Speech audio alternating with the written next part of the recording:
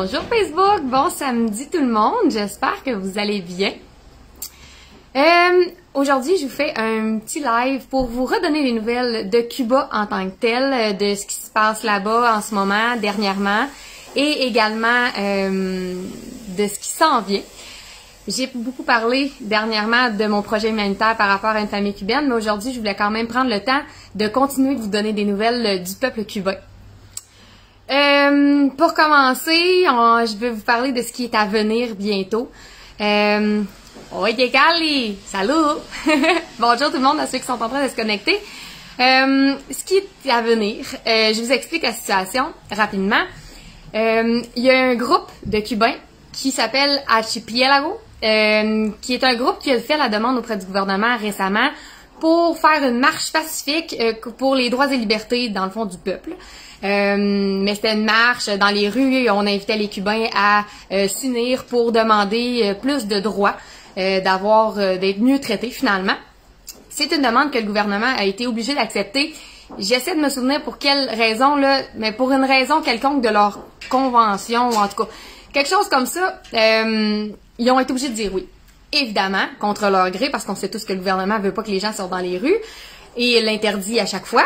Donc, ça a été accepté, etc. Puis là, quelques jours plus tard, on a su, premièrement, que la compagnie de télécommunications de l'île, qui s'appelle ETEXA, allait faire de la maintenance sur ses réseaux de communication le 20 novembre prochain.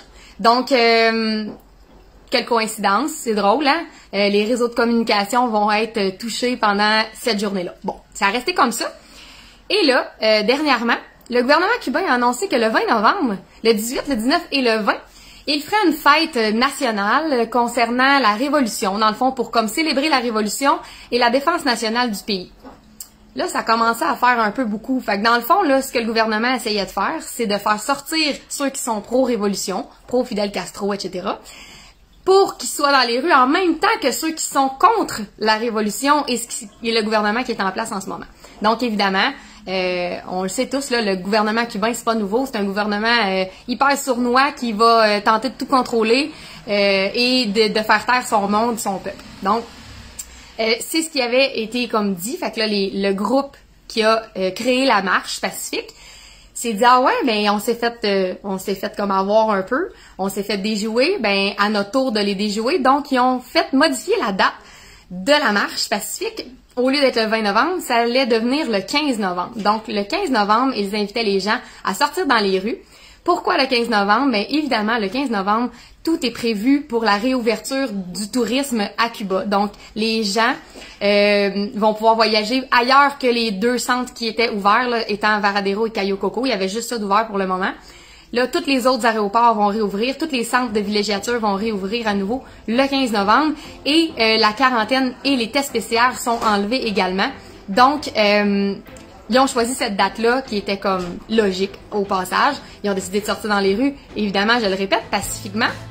Et donc, après que ça a été annoncé, un des hauts placés de ce groupe-là qui a décidé de mettre en marche toute cette marche pacifique-là a été arrêté, évidemment.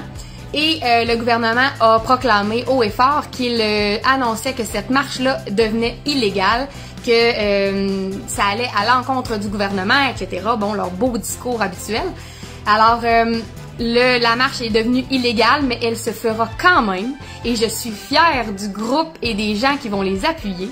Et il faut quand même se lever parce que ce gouvernement-là, ça fait des années qu'ils réprimandent leur peuple, qu'ils les oppriment, qu'ils les tiennent dans la peur. Et maintenant, on voit que de plus en plus, les gens veulent parler, les gens veulent s'exprimer et les gens veulent avoir des droits.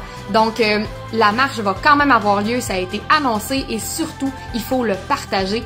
Je le répète souvent, vous pensez que vous faites pas la différence quand vous faites juste partager soit mon vidéo, soit des images, soit des vidéos de d'autres groupes par rapport à Cuba. Mais ça fait la différence parce que vous avez tous un ami d'un ami d'un ami qui connaît un Cubain à quelque part, que ce soit à l'extérieur ou sur l'île. Alors, partagez. Je vais probablement faire une publication aussi avec plusieurs images concernant cette marche-là.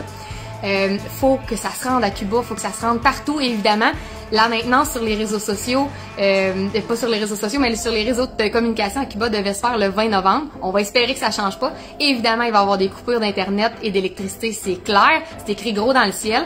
On va espérer que l'île au complet se lève debout. C'est déjà depuis plusieurs jours, ça se partage sur les réseaux sociaux. Il faut continuer. Les Cubains doivent continuer de se lever et le 15 novembre, ça va être une marche pour les droits et libertés. Ils ont le droit de s'exprimer, ils ont le droit d'être libres et de dire ce qu'ils pensent sans être mis en prison ou assassinés. Donc, ça suffit. Ça prend des mouvements comme ça pour que le gouvernement change. Et je vous encourage à en parler et à partager. Je vous encourage également à ne pas aller à Cuba, surtout pas dans ces dates-là, on va se le dire, mais bon, ça reste votre choix.